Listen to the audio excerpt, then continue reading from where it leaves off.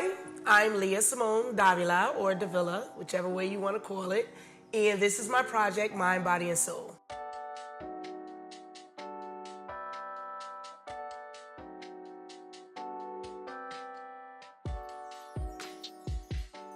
So, at first, when I first started, Mind, Body, and Soul came to me, it was basically the idea of having a therapeutic dance session with women from all walks of life that maybe that love dance first and foremost, but also have a sense of wanting to build together, connect, empower each other, almost like a peer mediation type thing.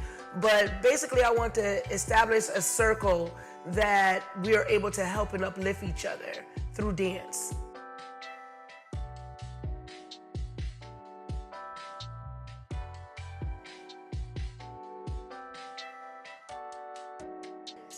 As it actually started coming into fruition, I was like, mind, body, and soul is so much more.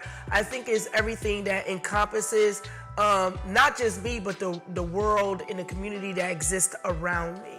So it's bigger than just the therapy sessions with those wonderful women that, hopefully we can reach even more women.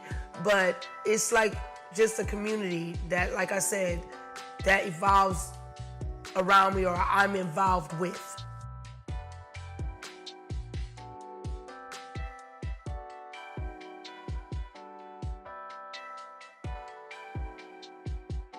Wanting to live a fearless life, wanting to reach the goals that I feel like God planted in me and I haven't really reached. Wanting to do what I think I'm meant on this earth to do. And it wasn't just working for someone. It wasn't just trying to, like a paycheck to paycheck type thing, because I've never been someone that was like caught up in all the financials, like as far as like materialistic stuff and things of that nature. So making a lot of money never struck me, but wanting to really touch a lot of people and be involved with helping and mentoring and empowering people around me as well as myself. And I don't know, it was just like, I don't know, I just was like, I need to be doing so much more than what I'm doing. I need to be counseling.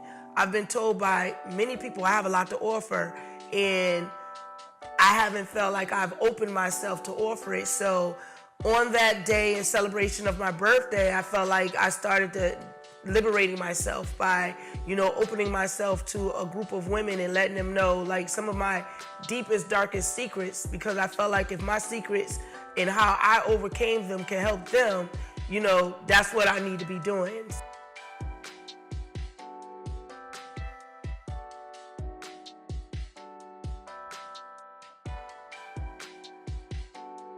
At the very first one, I let them basically know what I plan to do. And what I plan to do is have therapeutic dance sessions.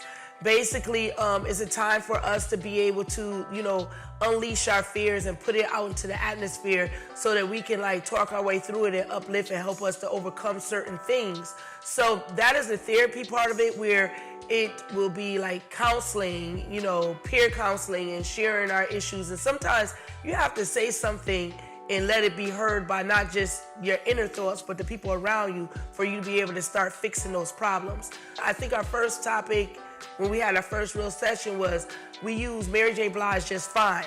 And I chose that song because I wanted them to know, like, no matter what you're going through, it doesn't matter, you're gonna be just fine. You just have to believe in yourself. You have to start making those steps towards progress.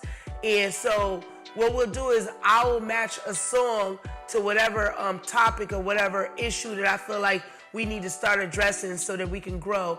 And then we will put movement to that.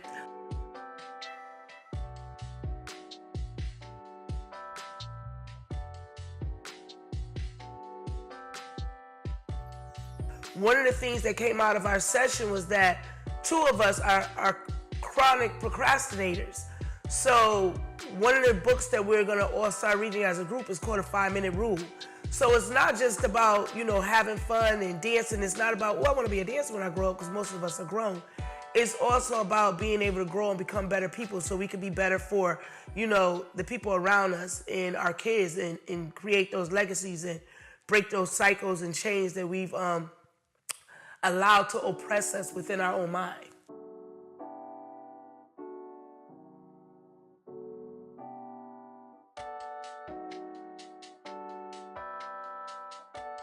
So mental and physical health. So basically, I'm blessed to have nurses within this building that can address nutritional issues and stuff like that.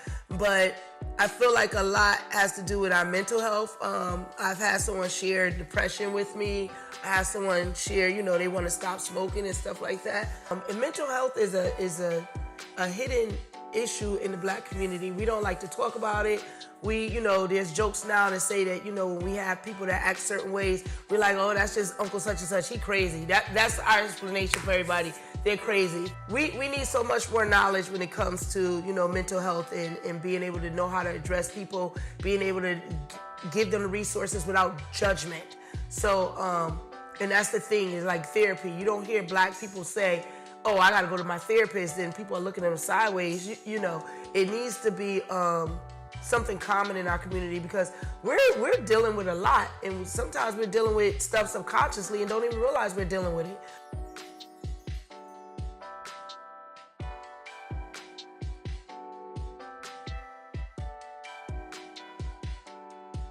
It's funny because when I first brought the idea to my husband, he was like, now, the first question was, now, is just for women? Like, he had this look on his face like, really? Like, you really gonna exclude me? And I was like, no.